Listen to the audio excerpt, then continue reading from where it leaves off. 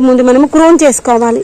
మొక్కని కొమ్మ కత్తిరింపు చేసుకున్నాం అనుకోండి, వాటికి వచ్చేటువంటి పువ్వులు కాయలు అనేటువంటివి ఏపుగా పెరుగుతాయి. ఈ యొక్క కొమ్మ కత్తిరింపు ఒకటే చేసేసి సరిపోదు. కొమ్మ కత్తిరింపు చేసి మనము కుండీలో ఉన్నటువంటి మట్టి ఉంది కదా, మట్టిని ఒక 1 ఇంచ్ ఆ 2 ఇంచ్ వరకు తీసేయడం కానీ, లేదంటే మట్టిని లూజ్ చేసుకొని ఎరువు వేసుకోవడం కానీ చేసుకోవాలి. అలాంటి పనులు చేసుకోవడం వల్ల మనకి మొక్కలు అంటే మంచిగా హెల్తీగా పెరుగుతాయి. గుర్తుంచుకోండి, ఎందుకంటే మనం ఇచ్చే పోషకాలు వెంటనే మొక్క అంటే తొందరగా హెల్తీగా అయ్యి చాలా పెద్ద పెద్ద ఆకులు వస్తే మొక్క చాలా హెల్తీగా అవుతుంది. కానీ మళ్ళీ ఒక వారం వరకు చూస్తే ఈ యొక్క ఆకులన్నీ వాడిపోయి పండు వారిపోతాయి. దానికి రీజన్ ఏంటంటే మనము మొక్కకి ఇలానే వదిలేయడం అన్నమాట. ఫ్రెండ్స్, ఇదిగోండి అఖిల్ కూడా స్పోర్ట్స్కి వెళ్ళాడు, వచ్చిండు, స్నానం చేసిండు. సూర్యబాబు దండం పెట్టుకున్నావా, వచ్చేసారనమాట. నేను పైకి వచ్చేటప్పుడు మొక్కల దగ్గరికి వచ్చేటప్పుడు అక్కడ స్పోర్ట్స్కి వెళ్ళేసి వచ్చాను అనమాట. మార్నింగ్ 6 o'clock వెళ్తాడు కదా, ఇప్పుడైతే 8 o'clock అవుతుంది, 8:30 అవుతుంది, సారీ 8:30 అవుతుంది. వచ్చేసాడు.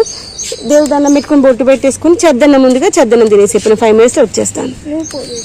పూజ నేనే చేస్తాను, నీకేం చెప్పను. బయట తులసి మాతకు నీళ్లు పోసేసి దండం పెట్టేసి, సరే తులసి మాతకు నీళ్లు పోసి దండం పెట్టేసుకుని తినేసి, ఓకేనా. లేదా ఒక 5 minutes ఇక్కడ స్పెండ్ చేస్తా అంటే స్పెండ్ చేయి. వెళ్ళి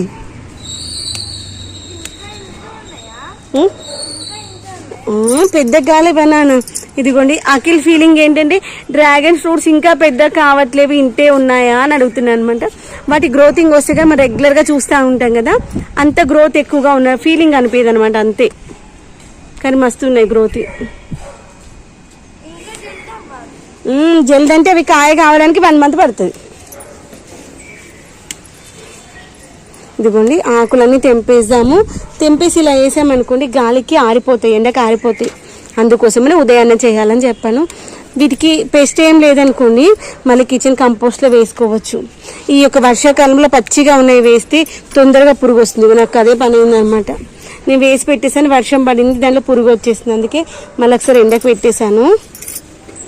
ఇంకోండి ఇలా మంచిగా అన్ని ఆకులు పెద్ద పెద్దగా ఉన్న ఆకులన్నీ కట్ చేసుకుందాము. ఇంకా కొన్ని అయితే మొక్కలకి పేస్ట్ కూడా వచ్చిందనమాట. అలా పేస్ట్ వచ్చిన ఆకులన్నీ కట్ చేసేసి సాయంత్రం పూట మనము వీటికి లిక్విడ్ ఫర్టిలైజర్స్ అయితే ఇచ్చుకుందాము.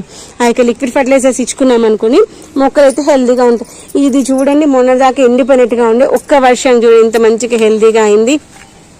జీవితం కూడా అంతే, ఎప్పుడు అయ్యో కష్టాలు నేను బాధపడద్దు, ఏదో ఒక రోజు మనదంటూ వస్తుంది. ఆ రోజు వచ్చేంత వరకు వెయిట్ చేయాలి. ఓపిక పట్టామనుకోని మనకంటూ మనది రోజు వస్తుంది. ఏమంటారు మిత్రమా, అంతే కదా. రోజులు ఎప్పుడు ఒకరి సైడే ఉండవు. ఈరోజు మనకి గడ్డు కాలం ఉండొచ్చు, ఒకరోజు మనకంటూ మంచి కాలం వస్తుంది. చూసారా ఇలా